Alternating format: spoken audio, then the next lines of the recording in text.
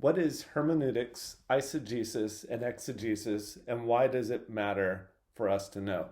Although they may seem similar, we need to draw a clear distinction between all three.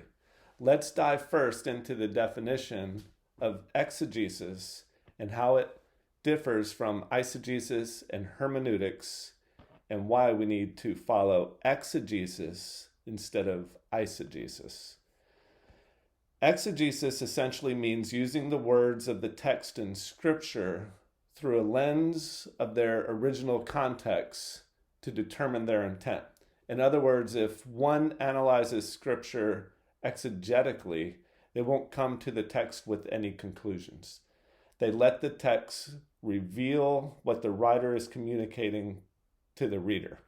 By doing this, we don't read anything into Scripture that wasn't there before, and we study the meaning of the passage that was intended for that specific audience at that time.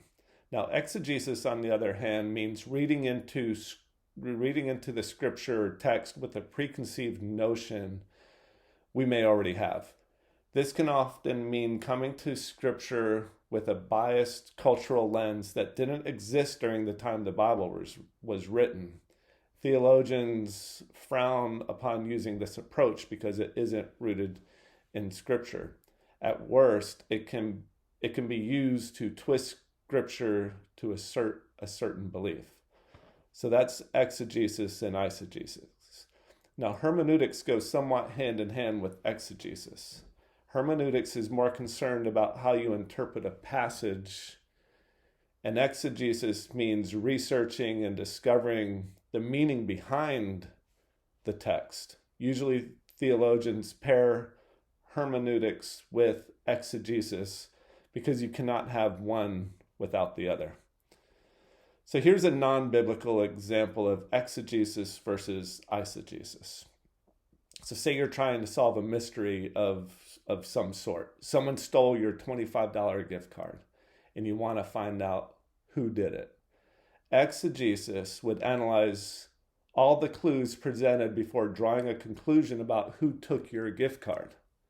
Eisegesis, on the other hand, would draw a conclusion about who took the card based on your own bias. Maybe you just simply don't like the tone that your teenager took when speaking to you, so maybe she took it. Or maybe you're just mad at your spouse that day, so obviously she stole the card from you. You blame them only to find out later that they probably weren't the ones that took the card from you. Even if they had, you didn't use the right or most correct approach to discovering the truth. Eisegesis often leads to wrong conclusions and can lead many astray. So now let's look at it on a biblical example of exegesis versus eisegesis. Philippians 4:13 says, "I can do all things through Christ who strengthens me." Exegesis tells me I think God will give me the strength to win that basketball game I'm about to play or close a business deal. This and other verses are often quoted using that type of misinterpretation. So exegesis looks at the original context of Philippians 4:13.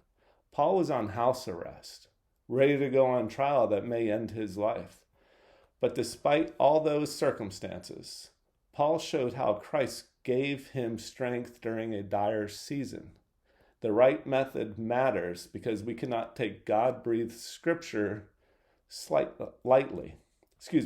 We cannot take God-breathed scriptures lightly. Not only do we run the risk of harboring false beliefs if we apply an eisegetical method to Bible study, but we can lead others astray by teaching others in this way. So I encourage you to take an exegesis approach. God bless you. Have a great day.